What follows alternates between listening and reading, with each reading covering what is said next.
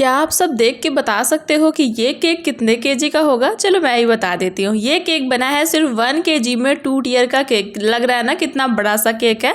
तो बस आज की वीडियो में मैं आपको यही बताऊंगी कि 1 केजी में 2 टियर का केक कैसे बनाना है, क्या टिन साइज सेलेक्ट करना है, मतलब पूरी ही डिटेल आपको देने वाली हूँ। तो यहाँ पे सबसे पहले मैं आपको एक चीज़ दिखाती हूँ। मैंने यहाँ पे आइसिंग करना स्टार्ट कर दिया था और पाइपिंग बैग जो है ना वो फटा था साइड से, और बीच में क्या हुआ वो आप सब खुद ही देख लो। अचानक से क्रीम ही पूरी बाहर आ गई, पाइपिंग बैग फट गया था, फिर मैंने इसको चेंज किया। ये देखो, ये छोटी मोटी चीज़ें होती ही रहती है जब भी हम केक बनाते हैं, काम करते हैं। सारे होम बेकर्स के साथ होता ही होगा, आप सब रिलेट करोगे इस बात से।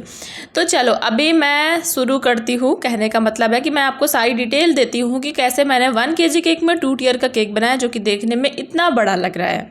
तो सबसे पहली बात कि 1 केजी केक के लिए प्रीमिक्स कितना लेना है, तो 300 ग्राम आपको प्रीमिक्स लेना है 1 केजी के केक के लिए। और यहाँ पे मैंने टिन साइज़ क्या लिया वो मैं आपको बता देती हूँ। तो जो नीचे की टियर थी उसके लिए मैंने 7 इंच का टिन सेलेक्ट किया, एंड जो टॉप की टियर थी उसके लिए मैंने 5 इंच का टिन सेलेक्ट किया। जब भी आप टियर केक बनाओ तो कम से कम आपको 1.5 इंच का जो गैप है वो रखना होता है दोनों टियर्स के बीच में। आप सब ने अभी तक बहुत सारे वीडियोस में देखा होगा कि 1 केजी में 2 टियर केक बनाने के लिए सब 6 इंच एंड 4 इंच का टिन ही यूज़ करते हैं, जिससे परफेक्ट हाइट बनती है केक में और केक देखने में सुंदर लगता है।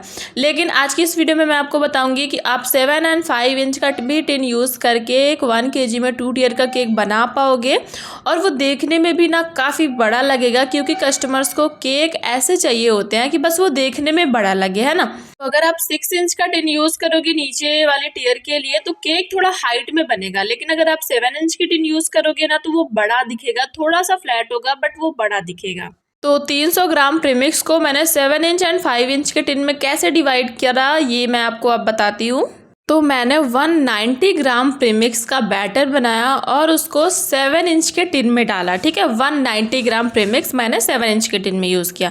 बाकी का जो प्रीमिक्स बचा 110 ग्राम, उसका बैटर बना के मैंने 5 इंच के टिन में यूज़ किया। आई होप आप सबको क्लियर हो गया होगा कि 190 ग्राम मैंने 7 इंच में यूज़ किया एंड 110 ग्राम प्रीमिक्स मैंने ऊपर वाली मतलब कि 5 इंच के टिन में यूज़ किया। यहाँ पे देखो नीचे वाली टियर का जो वेट है वो 703 ग्राम है, जिसमें थोड़ा बहुत बोर्ड का भी होगा। तो सारा कुछ मिला के मैं आपको लास्ट में भी वेट करके दिखाऊंगी कि क्या ये केक 1 केजी से ज़्यादा तो नहीं बना इस मेज़रमेंट से अगर आप बनाओगे तो। अब मैं छोटी वाली जो टियर है, मतलब टॉप वाली टियर है, उसकी आइसिंग करना मैंने कर दिया है स्टार्ट। ये 5 इंच में मैंने बनाया था 110 ग्राम प्रीमिक्स लेके। और यहाँ पे मुझे विप्ड क्रीम कितनी लगी वो भी मैं आपको बता देती हूँ। तो मुझे 450 ग्राम विप्ड क्रीम का यहाँ पे यूज़ हुआ था, मतलब 450 ग्राम यहाँ पे मुझे क्रीम लगी थी, 300 ग्राम मुझे यहाँ पे प्रीमिक्स लगा था। बाकी जो मैंने गनाश बनाई थी उन सब का भी वेट मिला के, मतलब टोटल मैं आपको बता रही हूँ कि ये सारा कुछ करके जब आप बनाओगे इस मेजरमेंट से तो आपका जो केक है 1 केजी प्रॉपर बन जाएगा। तो जैसे मैंने अभी नीचे वाली टियर की आइसिंग की थी, सेम प्रोसेस से मैं यहाँ पे टॉप वाली टियर की भी आइसिंग कर रही हूँ। बिल्कुल अच्छे से आपको आइसिंग करना है, क्योंकि जब तक आपके केक में फिनिशिंग नहीं आएगी तब तक आप उसमें कैसा भी डिज़ाइन बना लो, कितना भी अच्छा डिज़ाइन बना लो, वो खिल के दिखता ही नहीं है। तो फिनिशिंग करना बहुत ज़रूरी है। अगर आपको थोड़ा सा ज़्यादा टाइम लग रहा है तो भी आप थोड़ा ज़्यादा टाइम लो, बट फिनिशिंग अच्छे से करो। हाँ, एक चीज़ और मैं आपको बता देती हूँ कि अगर आप फ़ैन के नीचे काम करोगे, क्रीम में आपने कुछ भी ढका नहीं है, फ़ैन के नीचे आइसिंग कर रहे हो, तो आपको ये प्रॉब्लम देखने को मिल सकती है कि क्रीम में ना बबल्स आ जाएंगे छोटे छोटे, मतलब फटी फटी सी क्रीम लगेगी देखने में कि क्रीम पूरी हमारी फट गई है। तो ये प्रॉब्लम आपको आएगी। तो आपको करना कुछ नहीं है, बस आपको पानी रखना है आपके पास, और जो स्क्रैपर से आप फिनिशिंग कर रहे हो उसको पानी में डिप करते जाना है और उसी से आपको फिनिशिंग करना है। तो जो भी छोटे छोटे एयर बबल्स होंगे ना वो अपने आप ही हट जाएंगे, क्योंकि जब भी हम फैन के नीचे काम करते हैं तो ये सारी प्रॉब्लम्स आती रहती हैं, बिल्कुल कॉमन है, आपको यहाँ पे टेंशन नहीं लेना।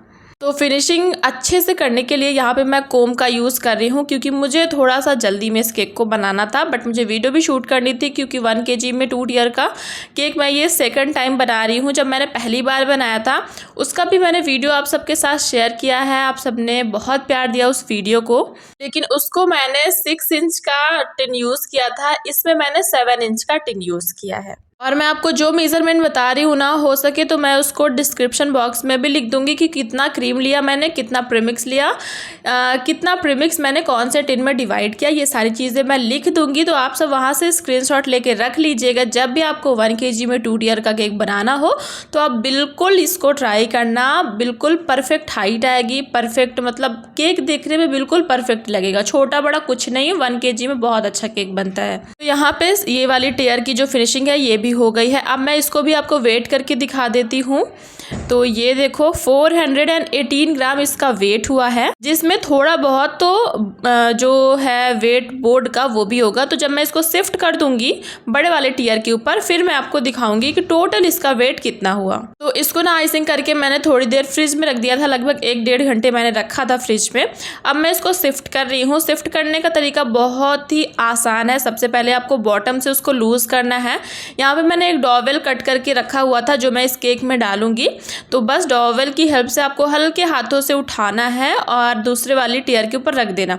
हाँ, यहाँ पे मैं आपको एक चीज़ बताऊंगी। पहले जब मैं टियर शिफ्ट करती थी ना, तो जो नीचे वाली टियर है उसको हमेशा मैं टर्न टेबल के ऊपर ही रखती थी, जिससे क्या होता था शिफ्ट करते टाइम ना टर्न टेबल थोड़ा बहुत घूम जाता था इधर उधर, तो थोड़ा बहुत टेढ़ा मेढ़ा हो जाता था। लेकिन अब मैं क्या करती हूँ कि मैं डायरेक्ट टेबल के ऊपर ही रख के केक जो है शिफ्ट करती हूँ, तो बहुत ईजिली हो जाता है और कहीं से भी टेढ़ा मेढ़ा नहीं होता। तो आप भी जब शिफ्टिंग करो ना, तो आप टर्न टेबल के ऊपर रख के मत करना, टेबल वगैरह के ऊपर रख के करो, बहुत ही अच्छे से हो जाती है शिफ्टिंग। गिरने विरने का भी ना इतना ज़्यादा डर नहीं होता।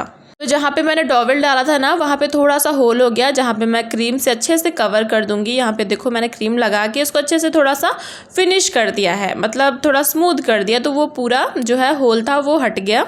अब इसमें मैं ड्रिपिंग कर रही हूँ, क्योंकि हाँ ये चॉकलेट केक है तो ड्रिपिंग करना तो बनता है। और ये जो मैं केक बना रही हूँ ना, इसकी इमेज मुझे सामने से आई थी, बस उसको मैं रिक्रिएट कर रही थी। हाँ, थोड़े बहुत चेंजेस मैंने किए थे कि उसमें भी फ्लावर लगे थे, इसमें भी ऊपर फ्लावर लगे थे, लेकिन ये था कि वो जो केक था ना उसमें छोटे छोटे फ्लावर्स लगे थे। मैंने थोड़े बड़े ही साइज़ के बना दिए, वो मैं अभी आपको दिखाऊंगी। बट मुझे ये केक उससे ज़्यादा ही अच्छा लग रहा था। मैंने यहाँ पे ड्रिपिंग कर दी। और आप सब ड्रिपिंग का बहुत रेशियो पूछते रहते हो मुझसे, तो मैंने यहाँ पे 1:1 का रेशियो लिया है। मतलब जितना मैंने यहाँ पे चॉकलेट ली है उतना ही मैंने क्रीम लिया था, जिससे मैं यहाँ पे ये वाली ड्रिपिंग की हूँ। बहुत अच्छी ड्रिपिंग होती है 1:1 के रेशियो से। लेकिन हाँ, आपको ड्रिपिंग करने से पहले गनाश को गर्म नहीं करना। गर्म करोगे तो फिर वो बहुत ही ज़्यादा पतला हो जाएगा। 2:1 का रेशियो यूज़ कर रहे हो तो गर्म करना है, 1:1 के रेशियो में गर्म करने की कोई ज़रूरत नहीं है। यहाँ पे मैंने अच्छे से टॉप पे स्प्रेड कर दिया और नीचे वाले टियर की साइड्स पे भी स्प्रेड कर दिया गनाश को, ताकि वहाँ पे ना जो क्रीम है व्हिप्ड क्रीम वो ना दिखे, बस इसीलिए। तो लो, इतना काम जो है वो हो गया। अब बस इसमें मुझे फ्लावर्स लगाने थे, जो मैंने रोज़ पहले से ही बना के रखे हुए थे। उससे पहले मैं इस पे बॉर्डर बनाऊंगी। आप सब नोज़ल का नंबर भी मुझसे पूछते हो, तो ये जो नोज़ल से मैं बॉर्डर बना रही हूँ इसका नंबर है 21। ज़्यादातर मैं अपनी वीडियोज़ पे इसका नाम ले चुकी हूँ, क्योंकि 2-3 ऐसी नोज़ल्स हैं मेरे पास जिनका मैं ज़्यादा ही यूज़ करती हूँ। उनमें से एक ये भी है, ये बॉर्डर बनाने में बहुत काम आती है। तो फिर से मैं इसका नंबर रिपीट कर रही हूँ, 21 नंबर की ये नोज़ल है, या आप मिनी मोदक नोज़ल के नाम से भी शॉप से परचेस कर सकते हो। ठीक है, तो इससे मैं बना रही हूँ मोदक्स, मतलब मोदक्स नहीं, बॉर्डर बना रही हूँ अपने केक पे, नीचे और बीच दोनों पे ही। कभी ऐसा होता है ना, शिफ्टिंग करने के टाइम थोड़ा बहुत हमारा जो केक है अगर वो डैमेज हो जाए तो आप उसको ना बॉर्डर बना के कवर कर सकते हो। देखने से पता ही नहीं चलेगा कि कहीं से हमारा केक जो है वो डैमेज हुआ था। अब मैं इसमें रखूँगी फ्लावर्स। मैंने यहाँ पे रोज़ बनाए थे, थोड़े बड़े साइज़ के मैंने यहाँ पे रोज़ बनाए हैं। तो तीनों ही रोज़ मैं इसके टॉप पे रखने वाली हूँ, क्योंकि जो रेफरेंस आई थी उसमें टॉप पे ही रोज़ लगे हुए थे, बट वो थोड़े से छोटे छोटे रोज़ थे। यहाँ पे मैंने थोड़े बड़े ही बना दिए, बट फिर भी ये भी देखने में बहुत प्यारे लग रहे थे। तो मैंने कांटे वाली चम्मच की हेल्प से यहाँ पे रोज़ को उठाया है। आप नाइफ से भी कर सकते हो, जैसे भी आपको कंफर्टेबल लगे आप वैसे कर सकते हो। मेरी आदत हो चुकी है, मैं नाइफ से नहीं करती हूँ, ये कांटे वाली चम्मच मतलब फॉर्क से ही करती हूँ, मुझे ऐसे ही ईजी लगता है।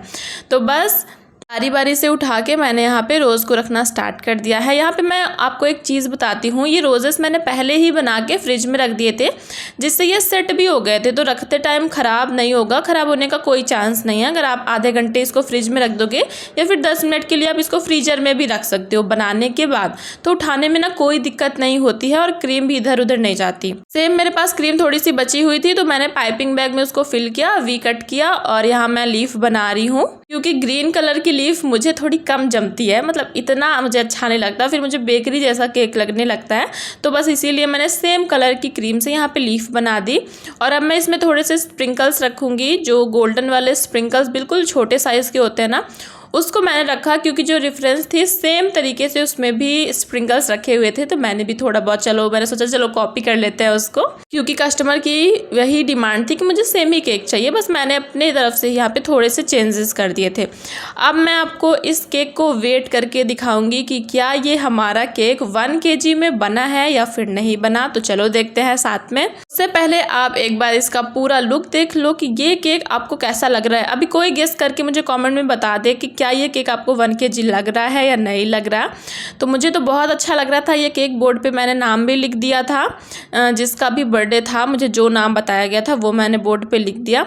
अब मैं आप सबके सामने इसको वेट करके देखती हूँ। मशीन को मैंने ऑन कर लिया है और केक को उठा के बिल्कुल हल्के से हमने रख दिया अपने मशीन के ऊपर, मतलब जो वेइंग स्केल होती है उसके ऊपर। अब इसका जो वेट निकल के आया है वो है 1182 ग्राम्स, जिसमें से 82 ग्राम तो मान लो हमारे बोर्ड का ही वेट हो गया, फिर बचा 1100 ग्राम। तो 100 ग्राम यार ज़्यादा चलता है। हम नॉर्मल भी 1 kg का केक बनाते हैं तो वो भी 50-100 ग्राम ज़्यादा हो ही जाता है। सारे होम बेकर से रिलेट करेंगे इस बात से।